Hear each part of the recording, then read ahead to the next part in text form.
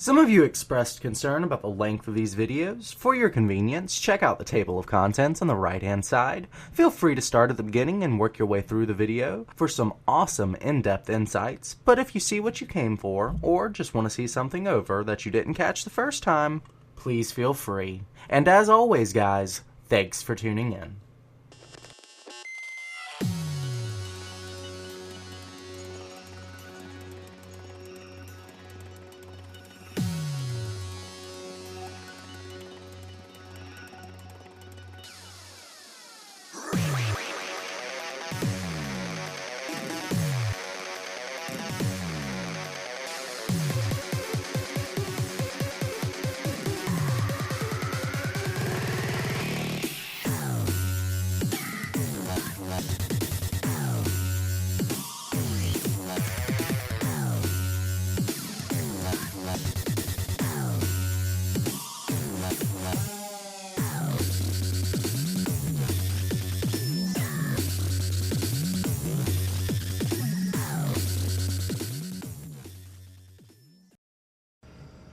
Hey guys, this is Shav, the Glenning Casting Crew, and thanks for tuning in to another Crash Course. This is going to be an episode where we take a look at Protoss spellcasters. We've done one for Zerg, one for Terran. Now it's time for the Protoss.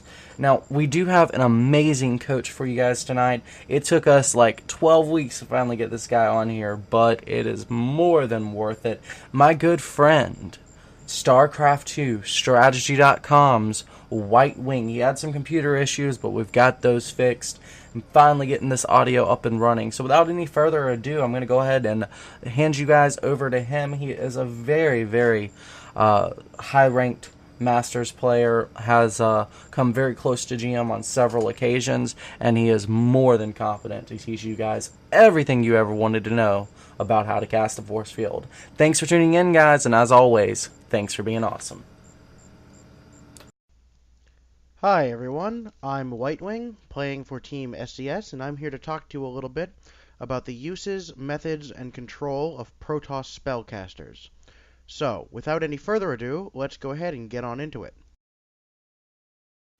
So here we have PvP uses of the Sentry. Now, primarily the Sentry is used for two things in this matchup: Hallucination, usually of a Phoenix to scout with, and for force fields. Force fields are the primary combat function of the Sentry, and can be used to make engagements easily won, which would otherwise normally be lost, as we're going to see here, where the red forces are going to lose an engagement versus some reasonably microed blue Stalkers. Now, this fight is pretty much, regardless of how well red micros, never going to go in favor of red without the use of the force field. Even with Guardian Shield to help, it just isn't going to be enough. Stalkers cannot micro it all day long. Now, here you're going to basically want to place your force field exactly on the middle of the ramp, and when the Stalkers try to move up, to try to catch some Stalkers on the ramp. Now, it's a judgment call when you want to do that, but in this case you do. You want to try to segment some of the Stalkers stuck on the ramp where they can't move up because of the Zealots, where you can just pick off a few units when they can't micro away to escape. Zealots, if they can attack the Stalkers, will slaughter them all day long. As you can see from here, blue basically, no matter how well they micro from this position, is going to have a lot of trouble because the Zealots are just going to soak up too much damage. Force fields can be used in other engagements in this matchup to segment enemy army units, like we'll show you a little bit later in PvZ. And can also be used to trap enemy units in cones, and so on and so forth. Sentries are a lifesaver. So here we're going to watch another engagement, which consists of a reasonably okay early game composition from Red Protoss, that is to say Immortal Sentry Zealot, and a bunch of Blink Stalkers. Now, without using the Sentry spells, there's basically no way in hell Red wins this engagement with any micro from blue, as you're going to see here. There's simply too many Stalkers, they can micro too well, you blink around, the Zealots can never fight, the Sentries don't do enough damage, and if you pick the Immortals off fast enough, they can't do the damage they need to do, and blue just straight up wins this. This is a cute micro trick from him moving around the wall, but it's really not even necessary. Now we're going to go ahead and look at this again in a moment here. And we're going to see what happens when you make use of Guardian Shield to greatly reduce the damage of the Stalkers, which is extremely important if you have Sentries. Guardian Shield is one of the best spells in the game in large engagements, and is great even in small and middling engagements. We're also going to use some force field a little bit to kind of prevent the Stalkers from moving around, but it's less important in this particular type of engagement than the Guardian Shield. The force field here is basically meant to keep them still so the Zealots can get some hits in, which does indeed add up. Now, the Immortal gets picked off fairly quickly, but because of the Guardian Shield, they got off a few extra shots. The Zealots got a few extra hits in because of the force fields, and it's going to wind up being the case that the Zealots can soak enough damage that the sentries can simply just finish them off. Guardian Shield is extremely important to use in any fight where there's even a decent amount of range damage incoming. So you almost always, in any fight in this entire matchup, want to have at least one sentry around for Guardian Shield, especially later on when there are Colossus running around. So here we're going to look at the use of Hallucination as an engagement tool. Now we're going to show you the power of Hallucination by itself to show you why Guardian Shield and Force Field is a better use of energy. Now Force Field, or rather Hallucination, can be very useful for distracting the enemies and forcing them to attack wrong units. As you saw, they attacked the wrong Immortal there. But it's also guesswork and it's luck-based because they can still guess correctly. As you see here, they do pick off the two correct Immortals purely by chance and do go on to win this fight, although it is still a bit closer than it was without any spells whatsoever. Regardless, Hallucination could have won this fight, but it's risky. It's almost always better to go for the sure thing with Force Fields and Guardian Shield. They are simply more powerful spells in this context. And as before, Hallucination to spawn Phoenixes to scout around the map can be very, very useful in any matchup, but especially PvP when you are not going for observers early on. Here we're going to show a large style engagement, the type of thing you'll see later on. It's worth to note, as will be pointed out in a moment here, that the blue army is more expensive and will almost always win this fight between these two unit engagements. There's hardly anything red can do to win this. However, the use of the sentry spells can make this fight, which would be horribly lopsided, as you're going to see here in a moment, be far more in red's favor than it should be. We're going to go ahead and watch this again. Sentry spells, watch out carefully for how they're used, can make a huge difference. It's worth noting Force Field here is not nearly as useful as Hallucination and Guardian Shield are, because there are Archons for blue, which can crush the Force Fields and make them practically useless.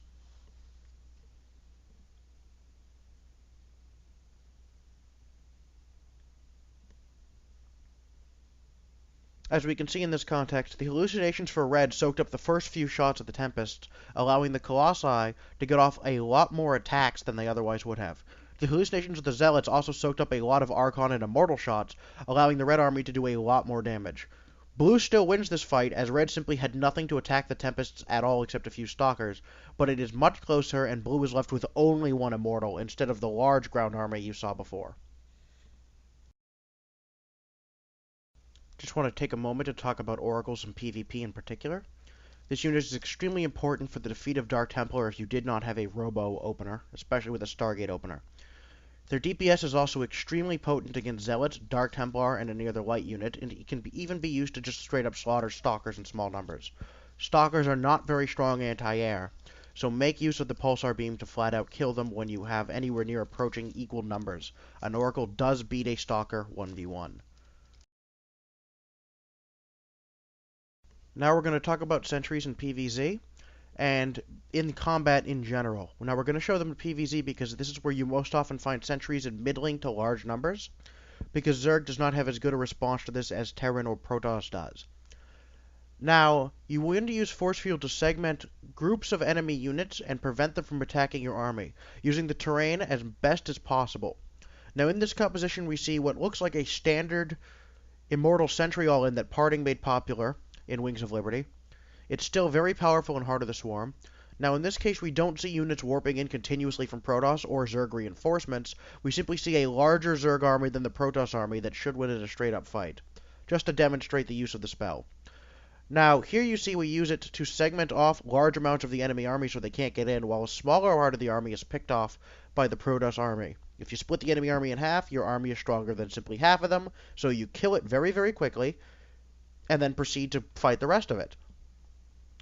Now, because the Protoss isn't reinforcing here, he is going to run out of energy, but he's done more than enough damage by segmenting enemy units and preventing them from participating in the fight that by the time Zerg finally breaks through, there simply is not enough Zerg left to fight him.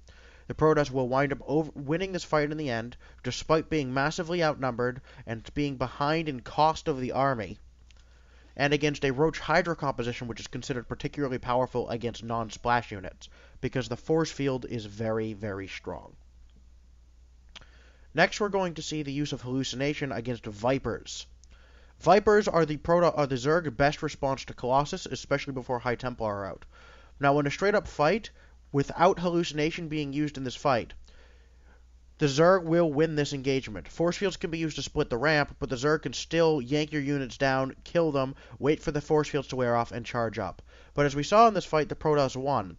In large part, that's because hallucinated Colossus were grabbed, damage was wasted on the fake Colossus instead of the real Colossus, and by the time they got the real Colossus had already done the damage they needed to do. Hallucination can be used to win these fights, or make them far more even than they should be. Next, we're going to talk about the use of oracles in PvZ. Now, this unit is extremely powerful in the late game, and is exceptional in conjunction with the Tempest. As a matter of fact, it's the unit that pairs up with the Tempest the best other than the High Templar. And in this match, it probably pairs up better than the High Templar does. In particular, this is because of Revelation, which, when cast on a group of enemies, gives you vision of those units and buildings to a range of, I believe, 3. This allows the Tempest to attack from long range. This is particularly important because observers oftentimes cannot get close enough to give you the vision you need. In this case, we can see the Tempest sitting a long range back. Hydralisks have no chance of getting there from up the cliff, picking away at enemy Zerg units, killing off some drones from beyond the range of the Spore Crawlers, shooting down the Spore Crawlers themselves if they wish to do so, and to basically have free reign to just consistently attack this base, and there's very little the Zerg can do about it. As again, oracles are extremely powerful, and more Protoss players need to make use of them in the late game against Zerg. There's almost no better way to guarantee yourself a positional advantage than with the Revelation spell. So we just watch this for a moment more. We'll see that the Tempests simply continue to do more damage for free range, and they don't have to walk up to the maximum range of their vision. It's sort of like how Terrans use Vikings to spot for their siege tanks. Now here we're going to see a late game scenario, example, of a powerful Protoss composition up against a Zerg. Now, the actual position on the map is somewhat tenuous at best. It's unlikely you'll see a game this far. And generally speaking, if the game does get this far, the Protoss should have already won. Regardless, we're just going to see the use of Revelation in order to give the Protoss army an advantage and absolutely annihilate an enemy composition that should do more damage to the Protoss than it does. So the Oracles are going to move around and scout a little bit, spot the enemy army. Then they're going to use Revelation to give vision of it. At this point, the Zerg army simply has no way in hell of getting a positional advantage on the Protoss. The Protoss can respond to its movements. It can move up and storm it while the Zerg army tries to move past. It simply has a vision advantage, which gives one of the best resources in the game you can possibly have. Knowledge. When it finally comes time for the fight, the Tempests can use their superior vision to pick off Vipers before they can get close, to reduce the amount of yanks that can be used. You can storm before they can get close, your units will get off a few extra shots before they get in range, and generally speaking, Protoss should just absolutely crush this engagement. It would be somewhat closer without the use of Revelation, although Protoss would ordinarily still win it. At least against that particular composition. Although we don't show it here, another use of the Oracle's Revelation in this matchup is in the very late game against Swarm Host compositions, or Viper Corruptor, which is very common response to Tempest, can allow you to make use of High Templar to feedback at maximum range, which is otherwise not possible when they try to just rush forward. Observers are usually picked off far too easily in this scenario, and you need Revelation to make use of the Tempest range, and to make use of the range of feedback to prevent your Tempest from being yanked off into the distance and sniped by Corruptors and Vipers. Now we're going to talk about High Templar versus the Zerg. Apart from feedbacking Vipers, you want to just storm the enemy units as much as possible, generally speaking, in any particular engagement. Now you want to aim your storms against the Zerglings and Banelings the most, also against infested Terrans, and try to avoid hitting it on big units like Ultralisks. It can be useful to weaken down Broodlords a little bit, but generally speaking that technique is more of a use of energy. Here we also see the use of a Time Warp to slow the enemy units down, which is extremely helpful in conjunction with High Templar. Make sure to have your High Templar in your army on their own hotkey so you could more easily switch to them, unless you're exceptionally skilled with the tab technique. Note the positioning of the Protoss army in that engagement in the corner. It forces them to approach the Protoss when all of the Protoss units are guaranteed to be positioned in front of the Colossus and the High Templar, allowing them to get maximum damage.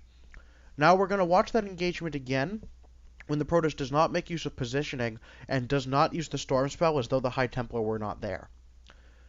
Despite having Colossus, Immortals, Sentries, and Archons, all the units you want to have against this composition from Zerg, there's no way in hell this army wins without the use of Storms. There's simply too many Zerglings and Banelings, and even with Time Warp, the Ultralisks can just do too much damage too quickly, the Banelings just blow everything up, and frankly, the Zerglings absorb too much damage from the Colossus and the Immortals. This army gets absolutely destroyed without the use of Storm in it, even with Colossus.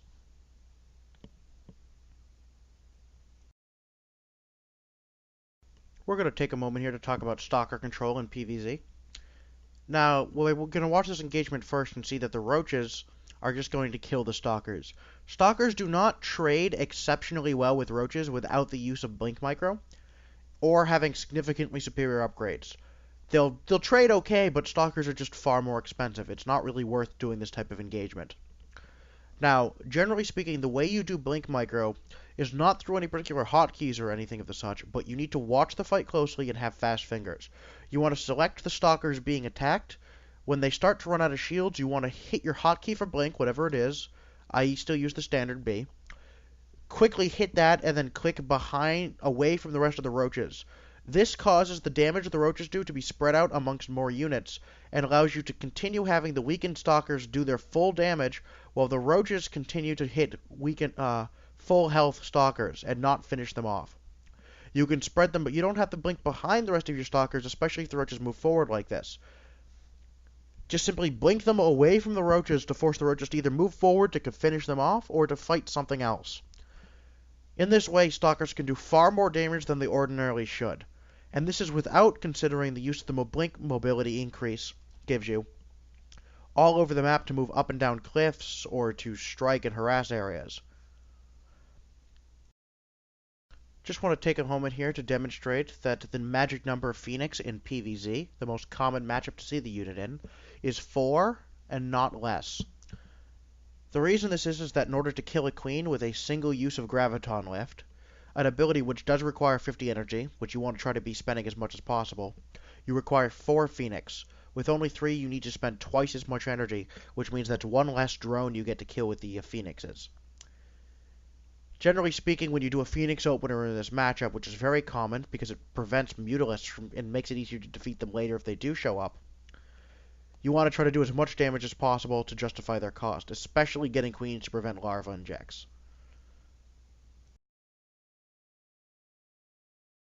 So let's talk about PvT and some of the actual control techniques and uses for units. We're going to start off with the Oracle. Now, the Oracle is most commonly used as harass in this matchup. It's used in PvP as well, but here's where you'll find it most often.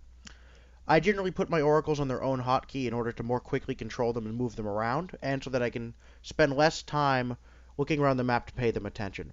Now, as you saw there, an Oracle will kill 4 to 5 Marines, but not more than that, so if more show up, you need to escape faster. Now, in this instance, an Oracle is going to move in to harass with Pulsar Beam. It's going to kill workers very quickly. It takes about 2 ticks of damage to kill a worker.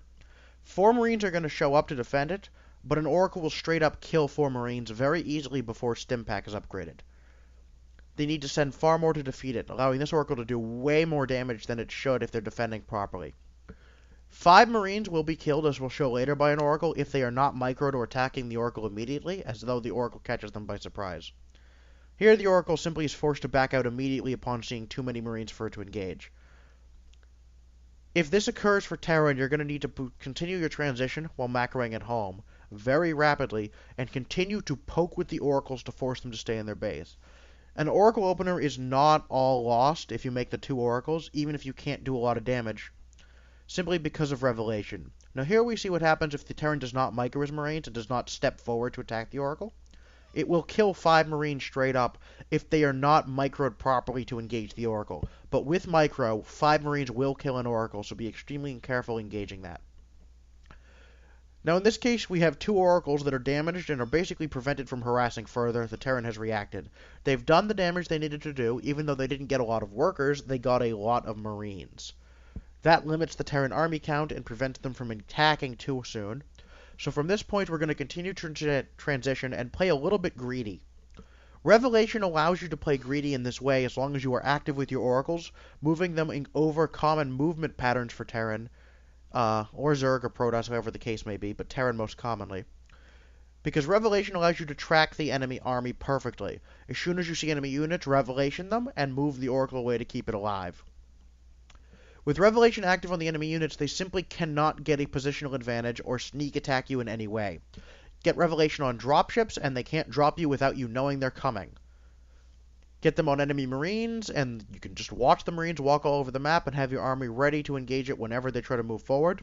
Combined with Sentries, Immortals, or Zealots, this is exceptionally powerful because it allows your army, which would ordinarily have a lot of trouble, to get the jump on the Terran army and get some extremely careful force fields up. Combined with the Mothership Core's use of Photon Overcharge more accurately, on defense, or Time Warp to slow the enemy units and continue, Revelation allows you to defend attacks that should straight up defeat you ordinarily. In this case, you can see that I take a 3rd base extremely quickly against the Terran because of the damage the Oracles did to the Marine count, and because I know that if the Terran tries a multi-pronged attack, I can still split my army properly to defend it through the use of Revelation to show me where everything is. In this way, going for a straight-up Oracle opener, even if it's not proxied, can be very potent, because even if you don't do any real damage, the strength of Revelation in this matchup can still give you an advantage and allow you to play greedy to catch up, because they cannot punish you without catching you off guard, as long as you are careful to control your army properly. You can even allow the Oracle to get very close to the enemy, and there's not very much they can do about it until Stim Pack is done. Even with Stim, suiciding an Oracle to get a Revelation at a key timing can be definitely worth it.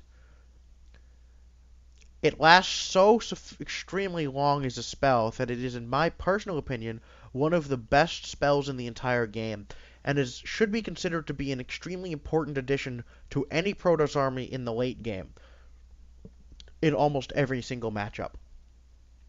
As you can see here, the Revelation to army simply cannot really do anything to the Protoss because it's so obviously revealed. In a straight-up fight mid-map, this army would fare quite well against what the Protoss has. But because the Protoss knows where the army is, he can have his position properly at the front and not at the back, because he knows there are no drops incoming, and take a much cleaner engagement. The Terran is forced to run away, and there's very little he can do about it. Here we're going to demonstrate the strength of Blink Micro against Terran, as we saw it before against Zerg. Now, because I've already discussed the techniques here, while you're watching this, I'm going to briefly cover a couple of other techniques you can use with other units for Protoss. Sentries in particular, Hallucination can be extremely strong with Hallucination, not simply for scouting, but also to trick Terrans. Warp Prism hallucinations are extremely potent against Terran to force him to return to his base when he otherwise might not want to, and to scare the bejeebus out of him. Alternatively, you can fake the Hallucination Colossi, move into range of a Watchtower to trick Terrans into producing Vikings against Colossus when you don't actually have any, and to prevent them from making ghosts against your High Templar opening. You can do the alternative as well, by hallucinating High Templar, walking them in range when you're actually going Colossus, which are hidden at your base.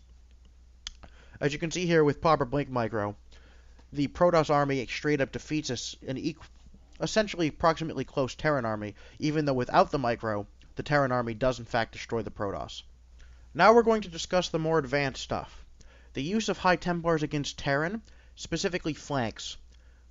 Here you can see that the Protoss position has High Templar stationed off at multiple different sides, with the army off to the side of the map and in the main, 3rd, natural, 4th base, so on and so forth.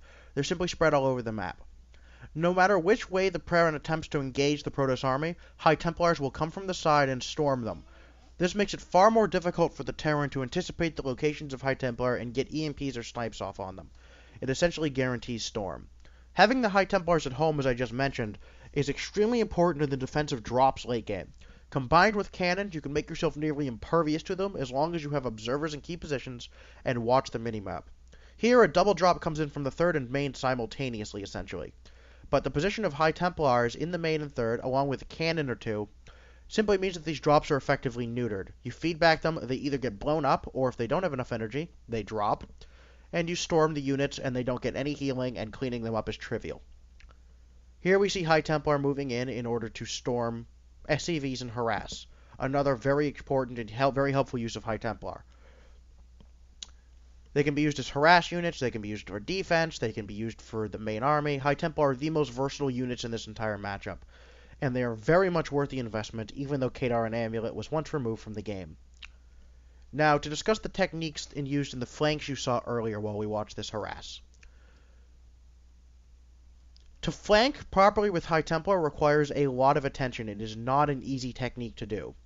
You need to spread out your High Templar constantly around the map, and you need to pay attention to them. You can do this either essentially by knowing where they are, watching the minimap very closely, and having very quick fingers to jump to their locations, using camera hotkeys, or in other cases simply not hotkeying at all, clicking very rapidly and selecting them and moving them up. That is extremely difficult. You have to be exceptionally quick to make use of that. So I prefer to just save up several different hotkeys for all of my High Templar groups, positioned keyly around the map. Now here we see High Templar flank is failing. He anticipated it, he scanned properly. So we've put High Templar in a Warp Prism. We keep position of the Vikings carefully. We move the Warp Prism in at the side. We anticipate it, we drop it, and we storm from the Warp Prism. Makes it far more difficult to get EMPs because EMPs in the Warp Prism do not kill the High Templar inside of the Warp Prism or neuter their energy. Getting a few good storms off on a Terran army can make a huge difference in the engagement, because the first couple Colossus attacks, even if they were to get almost one or two shot by Vikings, will kill units instead of simply damaging them. This is extremely important because it lowers the DPS of the Terran army as fast as you possibly can, and essentially allows you to kill the units. Now I want to discuss the use of the Mothership core in this matchup. The use of Time Warp can allow Zealots to do far more damage than they should, make it far more difficult for the Terran army to simply stim forward, dodge your army, and snipe a Colossus, can give you major positional advantages, and generally just allows you to do more damage and take less damage than you should. For this reason, Time Warp is exceptionally powerful in almost any engagement. You also want to use Photon Overcharge carefully in defense. Don't simply let them bait it and run away. Use it to pick things off. Everything from banging bus to four gates. Call them easy drop mules and ask them how the floor tastes. Backs up against the wall, and you know that you'll be giving your all. But they tell you that you're bound to fall. You tell them right back, you tell them right back. It ain't over till you say that it's over.